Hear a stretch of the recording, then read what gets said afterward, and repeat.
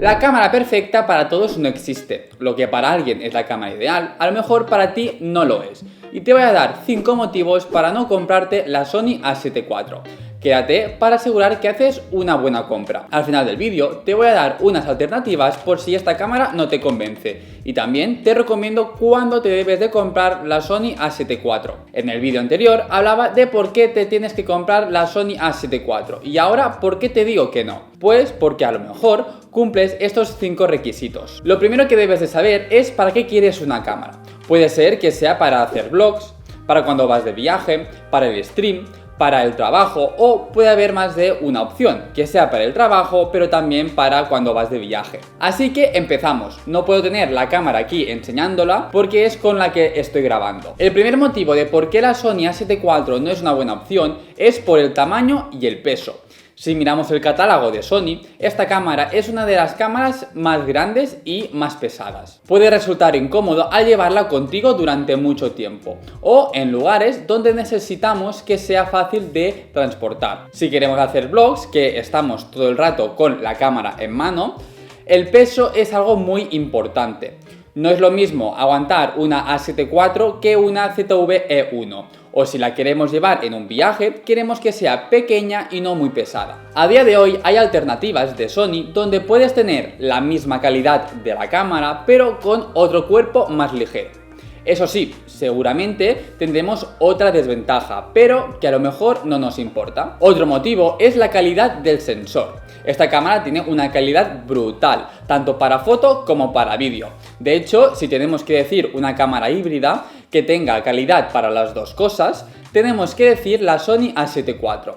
Pero no todo es perfecto. Para fotografía no tengo nada que decir, es muy buena cámara. Pero para vídeo hay algo que me falta. Esta cámara puede grabar hasta 4K a 30 fotogramas por segundo, sin recorte de sensor, con un bitrate muy alto. Pero si queremos grabar a 4K a 60 fotogramas por segundo, tendremos un recorte de APS-C. Eso significa que tendremos un aumento de un 1/5 en la imagen. Esto en la calidad de vídeo no se nota mucho, pero no estamos trabajando con el sensor full frame. Si estamos grabando con un objetivo de 50 mm, con el recorte pasaría a 105. Tenemos otras cámaras full frame como la ZV-E1 que no tiene este recorte. Así que esto es lo que pasa cuando grabamos a 4K a 60 fotogramas por segundo con la Sony A7 IV. Que por cierto, a veces va muy bien saber cuándo tenemos que trabajar con el recorte de sensor. Os dejo un vídeo por aquí por si os interesa configurar los botones de vuestra cámara. En este vídeo no solo comentamos lo malo, lo bueno también. Y esta cámara tiene la opción de grabar a 10 bits. Esto es un gran salto de calidad. El tercer motivo es el precio.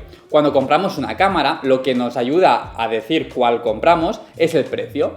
Y esta cámara está por unos 2.500 euros. Sony tiene un catálogo muy amplio donde podemos encontrar cámaras similares y ahorrar algo de dinero. Por ejemplo, la Sony A7C II. Y si queremos algo más económico, tenemos la Sony A7C.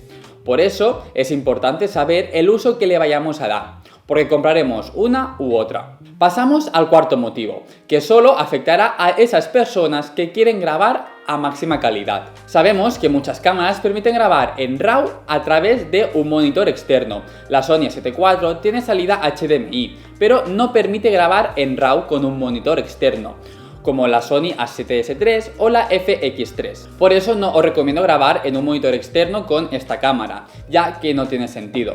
El último motivo es que la A7 IV se calienta. Cuando grabamos en 4K, a partir de la hora empieza a calentarse un poco y sale el aviso en pantalla. Eso en un interior. Si grabamos en exterior, en pleno sol, seguro que se calienta mucho antes. Así que tenemos que vigilar a la hora de grabar en 4K. Otra cosa negativa, esto ya es una anécdota, es que cuando compré la cámara llegué todo feliz a casa y abrí la caja para poder cargar las baterías. Y busqué el cargador y allí no había nada. Y pensé, vaya, me han vendido la cámara sin cargador. Y llamé a la tienda. Pues se ve que ahora las nuevas cámaras vienen sin cargador. Por lo tanto, si queréis esta cámara tenéis que sumar el precio del cargador, que el original está por unos 90 euros. Ya hemos visto todos los motivos para no comprar la A7 IV. Vemos que los motivos no son los primeros que miras en una cámara, pero es igual de importante. Si todo lo que he comentado no es una desventaja, esta cámara es la ideal para ti. Por lo tanto, es la que debes de comprar. De hecho, te dejo un vídeo con las ventajas de la Sony A7 IV. Pero si no es así, vamos a ver alternativas. Como ya hemos dicho antes, es importante saber para qué queremos la cámara. Por lo tanto, si la queremos para viajes y hacer fotos y vídeos para el recuerdo, la Alpha 7C2 es muy buena opción. Es una cámara ligera que cuando vas de viaje siempre la llevas colgada, así que es importante el peso. Tiene un sensor de 33 megapíxeles y una resolución de vídeo similar a la A7 IV. Si quieres algo más económico, la A7C2 sigue siendo muy buena opción. Si queremos hacer vlogs, la ideal es la ZV-E1. Es una cámara centrada para el vídeo y tiene el mismo sensor de la Alpha 7S3, con un peso y un precio inferior. Lo que se tiene que destacar es que se calienta aún más que la A7 IV. Si quieres una cámara ligera con una resolución muy alta para la fotografía, hay la A7CR, que es perfecta para esto. Me estoy centrando con cámaras full frames, pero si quieres algo más económico hay la 6700. Es la mejor de APS-C, tanto para vídeo como para foto. Entonces, la A7 IV, ¿cuándo la recomiendo? Pues cuando tengamos que hacer fotografía y vídeo. Sobre todo cuando en el vídeo se necesitan grabaciones largas. Para resumir en pocas palabras, se necesita cuando estamos haciendo trabajos profesionales y queremos la mejor cámara calidad-precio que aguante de todo. Y bueno, hasta aquí el vídeo. Si aún no os habéis quedado con dudas, os dejo aquí un vídeo que te digo por qué debes de comprarte la A7 IV. Y te dejo por aquí mi canal de YouTube.